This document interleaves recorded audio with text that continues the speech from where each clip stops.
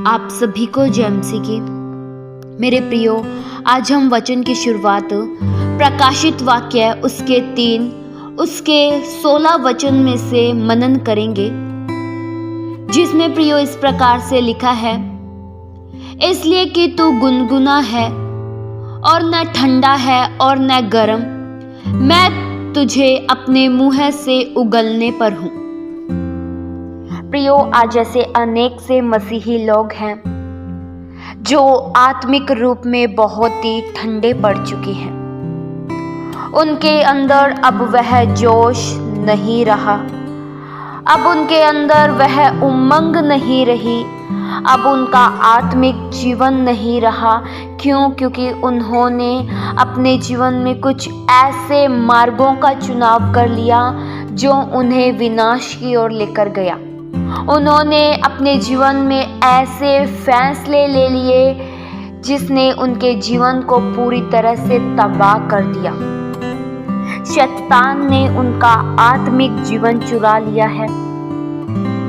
मसीही जीवन की शुरुआत तो बहुत ही अच्छी की, इतनी अच्छी मसीही जीवन की शुरुआत की। बाइबल भी पढ़ते थे, प्रार्थना भी करते थे, रोज चर्च में भी उपस्थित होते थे, लेकिन अब वह आत्मिक जीवन नहीं रहा है। क्यों? क्योंकि शैतान ने चोरी कर लिया है। वह आग पर शैतान ने पानी फेर दिया है, जो सी आग उनके शुरुआती दिनों में थी। प्रियो, मैं आज ये पूछना चाहती हूँ, क्या आपके साथ भी कुछ ऐसा ही हुआ है? अगर आपको लगता है आपके साथ भी कुछ ऐसा ही हुआ है, तो आज का वचन फिर आपके लिए है। आज परमेश्वर आप सभी से यह कहना चाहते हैं कि आत्मिक रूप में ठंडे मत रहिए। अगर ठंडे हो चुके हैं तो फिर से गर्म होइए। प्रियो, अगर आत्मिक रूप में ठंडे हो जाएंगे तब आप शैतान के हकदार हो जाएंगे, तब आप शैतान के अधीन हो जाएंगे। शैतान जब मर्जी आएगा आप पर शासन करने के लिए, आपको इस्तेमाल करने के लिए। क्यों? क्योंकि आप ठंडे हो चुके हैं। प्रियो, परमेश्वर का वचन यह कहता है, इसलिए कि तू गुनगुना है, न तो तू ठंडा है और न ही गर्म है। प्रियो, मसीही जीवन एक आग का जीवन है, एक जोश का जीवन है। बहुत से लोगों का यह आग समाप्त हो चुकी है। बहुत से ऐसे लोग हैं जिन्होंने मसीह जीवन की शुरुआत बहुत ही अच्छी की, लेकिन अब वे ठंडे पड़ चुके हैं।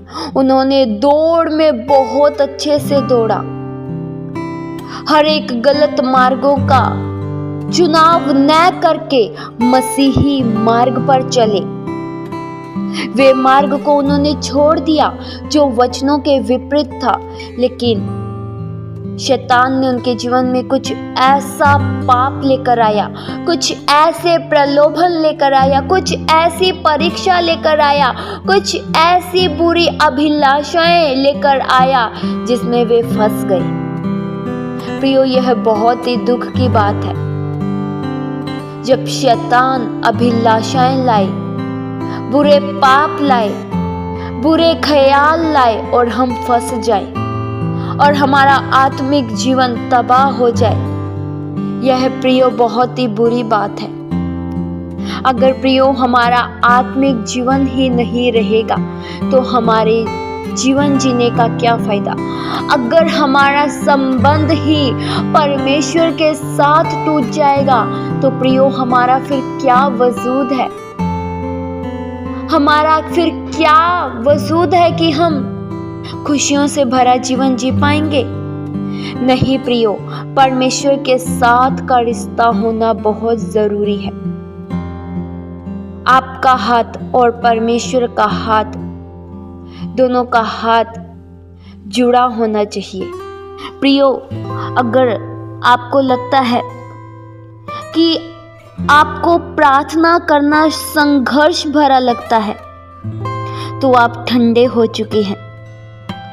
अगर आपको लगता है कि अब मुझे वचन पढ़ना बहुत ही बोरिंग लगता है। मैं उब जाता हूँ वचन पढ़कर।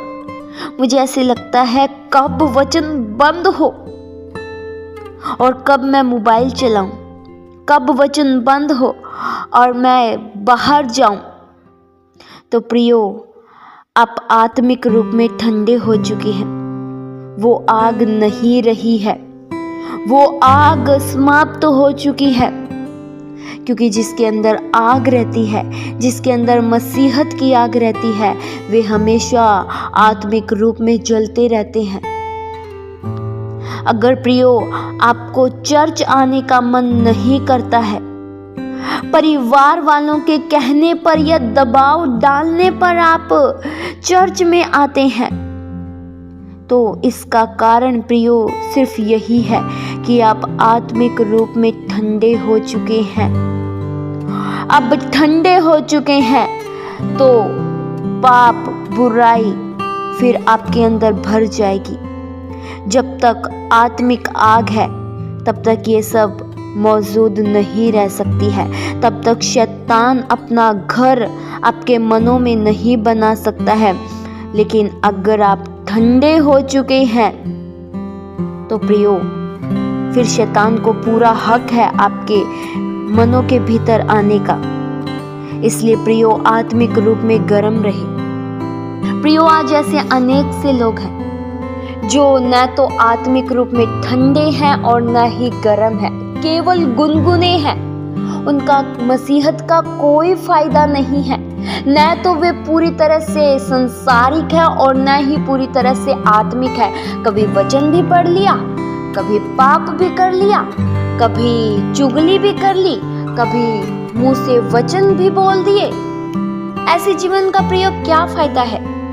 एक मार्ग का चुनाव कीजिए ताकि आपके बारे में भी पता चले कि आप मसीहत में चलते हैं या फिर संसारिक जीवन जीते हैं। प्रियो, मैं आपसे यह पूछना चाहती हूँ कि क्या आप वैसे जीवन जी रहे हैं जैसे प्रभु यीशु मसीह का स्वभाव था?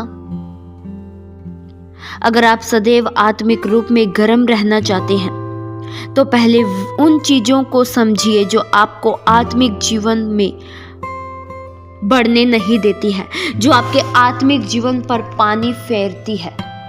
वचन प्रियो यह बताता है, प्रकाशित वाक्य उसके 2 के उसके 5 वचन में, इसलिए स्मरण कर कि तू कहां से गिरा है और मन फिरा और पहले के समान काम कर। यदि तू मन न फिराएगा तो मैं तेरे पास आकर तेरी दीवट को उसके स्थान से हटा दूंगा।